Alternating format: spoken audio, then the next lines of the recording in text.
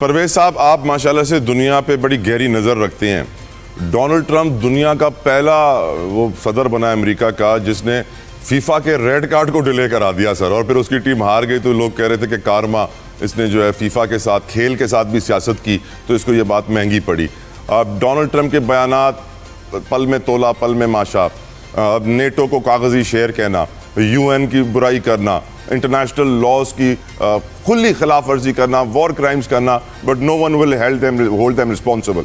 आपका ओपिनियन परवेज साहब? सर वो मैंने दोनों दोस्तों की, भाइयों की गुफ्तगू सुनी, आपका इंटरव्यू सुना, बट मैं जरा थोड़ा सा, मेरा इससे ना पॉइंट ऑफ व्यू थोड़ा सा डिफरेंट है। आप इसको जरा दूसरे तनाजर में देखें।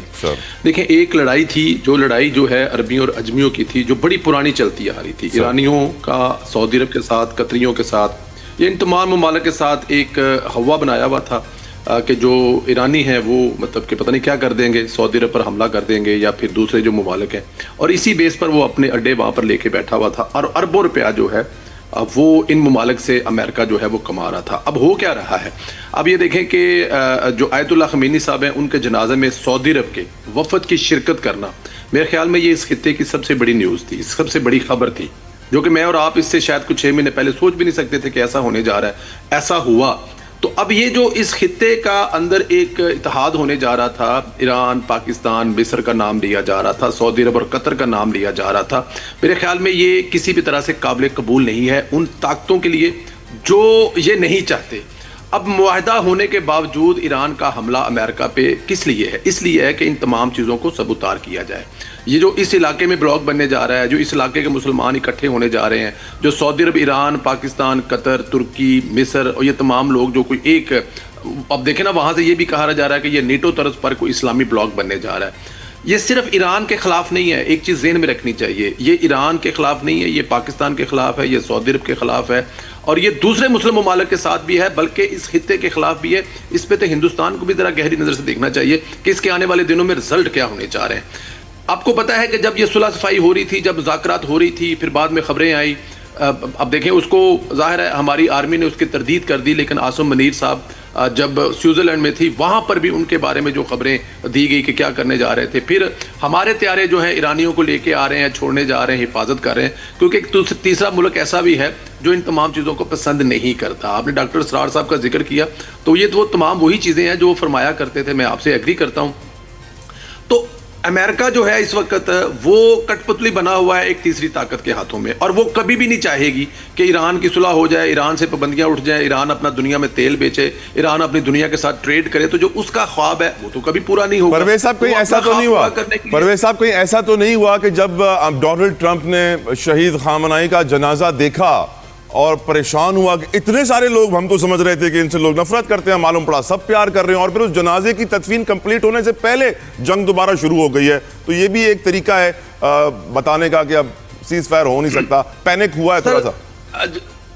जतोई साहब, मैं फिर वही कहूंगा, जो आप फरमा रहे हैं वो बजा फरमा रहे हैं। इतने लोगों का निकलना और उसका ये कहना कि मैं तो परेशान हूं, मैं समझता था कि लोग नफरत करते हैं, लोग इतनी मोहब्बत करते हैं, रो रहे हैं, मैं परेशान हूं।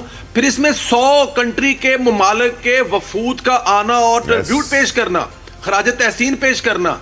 आप ये देखें ना कि 100 ममालिक के लोगों का, 100 ममालिक के वफद का वहां पे आना, दुनिया भर के मीडिया का वहां पे आना, करोड़ों लोगों का बाहर निकलना। मैं वही जो बात कर रहा हूं कि इस पूरे ब्लॉक की, मतलब इसका मतलब है कि 100 ममालिक ने तो ईरान के साथ अपने तलकात और इस दौरान रशिया ने ये भी कहा कि हमने नए मिसाइल्स भी प्रोवाइड कर दिए हैं। जी बिल्कुल ठीक है। तो वो अब ये तमाम चीजें जो है ना उससे बर्दाश्त नहीं होंगी। किससे बर्दाश्त नहीं होंगी? वो जो तीसरी ताकत है, वो तीसरी ताकत ये चीजें बर्दाश्त कर सकती नहीं है। हमें इस नजर से देखना चाहिए, इस तनाजर से देखना चाहिए। ये लड़ाई अब सिर्फ अमेरिका और ईरान की नहीं है, ये लड़ाई अब पूरे इस रीजन की बन चुकी है। देखिए ना, इससे पूरी दुनिया, अब अभी मेरे भाई ने बात की, मंदो खेल साहब ने, उन्होंने कहा जनाब कि उसके हाथ में एटम बम से बड़ा हथियार लग गया हुआ है, और इसमें कोई शक भी नहीं है। आप देखें ना कि जैसे ही उसने बयान दिया, पेट्रोल की कीमतों में फिर इजाफा हो गया। हम तो पहले से हो रहे हैं कि पहले पेट्रोल की कीमत कम नहीं हुई तो अगले जुमे को अल्लाह ना करे कि हमें कोई और बुरी खबर सुना दी जाए। तो ये जंग तो सिर्फ फिर ईरान की ना हुई, ये तो पाकिस्तान की भी हुई, और इसके बाद हिंदुस्तान की भी बनेगी, इसके बाद बांग्लादेश की भी बनेगी, इसके बाद रीजन के बाकी दोबारा कंट्री की मिलेंगी। देखिए, जो ख्वाब देखा जा रहा है ना वहां बैठकर इस पूरे रीजन का बेड़ा गर्क करने का, ये खाली ईरान नहीं है, ये बात ज़हन में रखिएगा। लेकिन और दूसरी बात एक और भी है। अब देखें जो ईरान है वो कर क्या रहा है, ईरान हमला कहां पे करेगा? जो तो साहब जरा इसको देखें कि हमला कहां करेगा। वो हमला करेगा या तो जो सामने कंट्री है उस पर करेगा, जहां पर वो करेगा जहां पे अमेरिकन बैठकर ये काम कर रहे हैं। अब आपको पता है हमारे वो कुछ दोस्त जो हमसे नाराज हैं, हमारे सामने वाले, वहां पर एक ठीक ठाक किस्म के वो लोग आके बैठ गए, तीसरे कंट्री वाले, वो वहां से सारा कुछ ऑपरेट कर रहे हैं। अब ईरान अगर वहां पे हमला करेगा तो वो समझा जाएगा कि ये खलीज की रियासतों पर ईरान हमला कर रहा है। हालांकि ईरान वहां पर जिन पर हमला कर रहा है वो आपको भी पता है। तो ये पूरी एक गेम है कि इन लोगों को आपस में लड़ाया जाए, इन लोगों को एक दूसरे का दुश्मन बनाया जाए, इन लोगों से आपस में तबाही कराई जाए, और अमेरिका वहां पे बैठा खुश है और इसराइल वहां पे बैठा खुश है। ये सारी गेम है जो मुझे समझ आ रही है, और इसमें हमें कोशिश करनी चाहिए। हमारी हुकूमत पहले भी कर रही है, मजीद भी करेगी।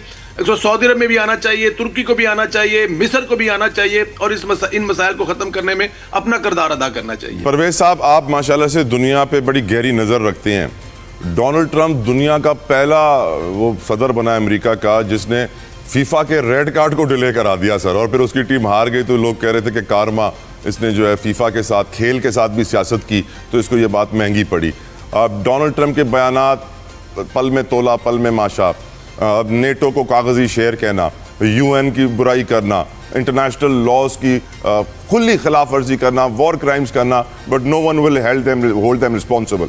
आपका ओपिनियन परवेज साहब? सर वो मैंने दोनों दोस्तों की, भाइयों की गुफ्तगू सुनी, आपका इंटरव्यू सुना, बट मैं जरा थोड़ा सा, मेरा इससे ना पॉइंट ऑफ व्यू थोड़ा सा डिफरेंट है। आप इसको जरा दूसरे तनाजर में देखें।